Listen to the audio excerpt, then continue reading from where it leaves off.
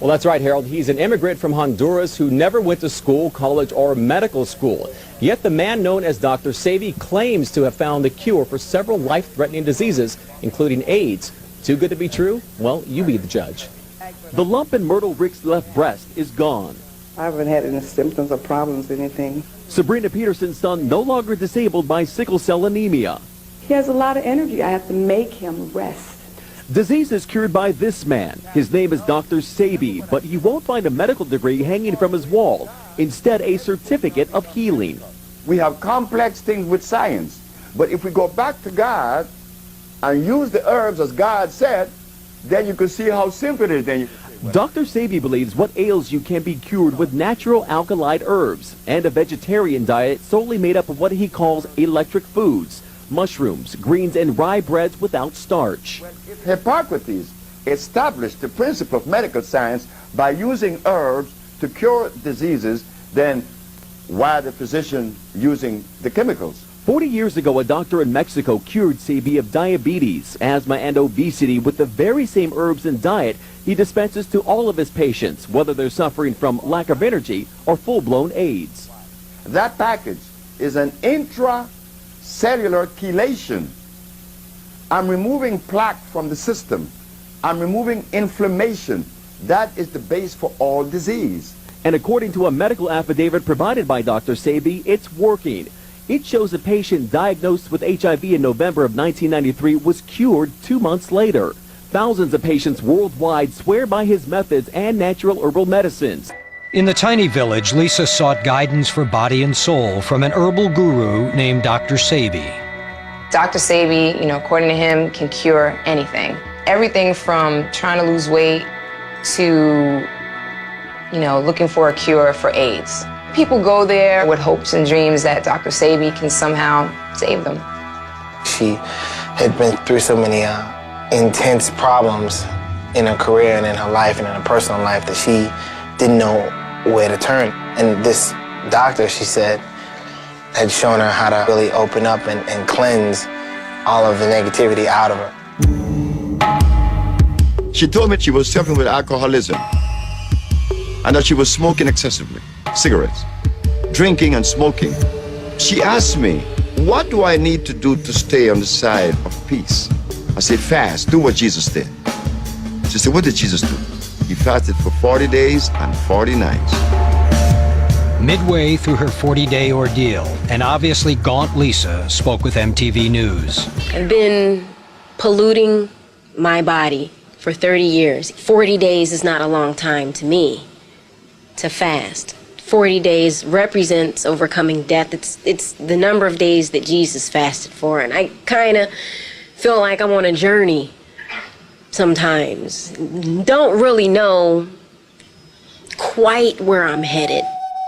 At the ending of the fasting, she came to me. I heard the door opening at 2 o'clock in the morning. She said, I completed my fast this morning. I said, what did you see? I saw God. She said, I'm going to make you famous. I said, how?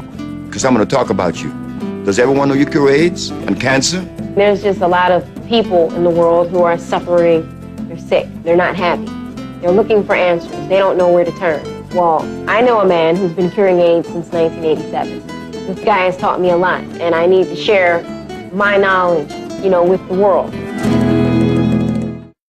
Welcome to the Rock Newman Show from the campus of historic Howard University, located in the nation's capital.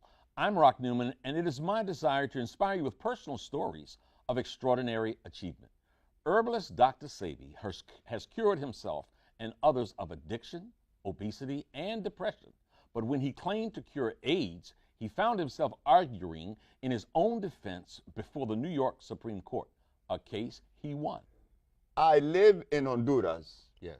Okay, and California. In Honduras, I discovered a plant known as Cusca. Okay. Cusca is a plant that the Maya used to use. Mm-hmm. And they used another one known as the teosinte. Okay. I eat those plants. Those plants does not have starch or glucose. Uh-huh. You will look at your body losing weight and you're going to get frightened. You use the word frightened. I've been afraid, I've been scared since I heard you say that you gave up food for 64 days. What did you do during that 64-day period of time that sustained you, that gave you enough energy to just even get up out of the bed? Well, I was in the village of Usha in Honduras. We have thermal waters there. We have a thermal water there that has a pH of 9.8. A pH of 9.8, meaning that this substance has a high level of oxygen. Uh-huh. And it is oxygen that the body needs, Okay. not rice or beans or a piece of meat. Mm-hmm. It needs oxygen. That is the fuel of the body. In 1979, I think it was, you were charged in New York City with practicing medicine without a license. You were ultimately charged, indicted, and taken before the New York Supreme Court. And I would advise my viewers who might be questioning your authenticity that you won that case. Now, so the charge was practicing medicine without a license and claiming that you had a remedy to cure AIDS, cancer, and diabetes. So the question is, how did you win that case against what some people say are the toughest prosecutors in the land? Well, it was 1987. 87, not 79, The 87. 10th of February. Okay. My mother knew they were coming. When I told my mama that I had cured my 13 AIDS patient, she said, "They're gonna get you. They're gonna get you." So let me stop you there. You said I cured my 13 AIDS patients. Yeah. So you had 13 patients Yeah. who had AIDS. Yeah. And then you say you cured them. Sure. Keep talking. So my mother said, "They're gonna get you." I said, "But Mom, why are they gonna get me?" Because you must remember that you live in a society that support a certain philosophy and a certain system. You being the color that you are, black, and then you're going against the grain, they're gonna get you. So when I'm in my office on February the 10th, here come the detectives. You are charged with practicing medicine without a license, selling product not approved by the FDA, and claiming to cure AIDS and other diseases. Mm-hmm. I said, yes. Well, you are making a fraudulent claim. I asked the detective, how do you know that? Because you were advertising in newspapers. Of course. I advertised in the Village Voice, the Amsterdam News, and the New York Post. And you were telling people through your advertising that you can cure AIDS, sickle cell, lupus, herpes, blindness, diabetes, paralysis, and others. Okay, so they come knocking on the door and So knocked on my door and took me to jail. But the funny thing about it, I was happy. I was very, very, extremely happy. When everybody in my office was crying, I was happy because my mama told me they were coming. And I knew that I had sufficient evidence to prove my position. Not only scientifically, empirically, historically, and whatever way they would desire. So while I was in jail, I'm saying, I wonder what defense they would have against me. Yeah. I would like to know. But I didn't blame the Attorney General, Mr. Robert Abrams, because why should he accept from me the statement that I cure AIDS and sickle cell and blindness when no one else has ever made those claims? The man had a right to arrest me, but he was making a mistake. So I'm sitting in jail, and I'm happy. When I got out of jail and when I went in front of the judge, I asked 3 questions. And they were? They were, Your Honor, You defended yourself. of course I did. Okay. Your Honor, is it a fact that the Holy Bible teaches that the herbs are for the healing of the nations? She said, yes. Is it a fact that science shows that the human body is carbon-based, and to complement a carbon-based body, you must have a carbon-based substance to complement it, because the body only accepts the substance through the process of chemical affinity. Chemical affinity is important. It's an electrical transfer. Chemical affinity. Okay. The body could only accept what it is made of, not something new or alien to it. Last question. Your Honor, is it a fact that the father of medicine, Mr. Hippocrates, the man that established the principle of medical science today, cured every disease known to man?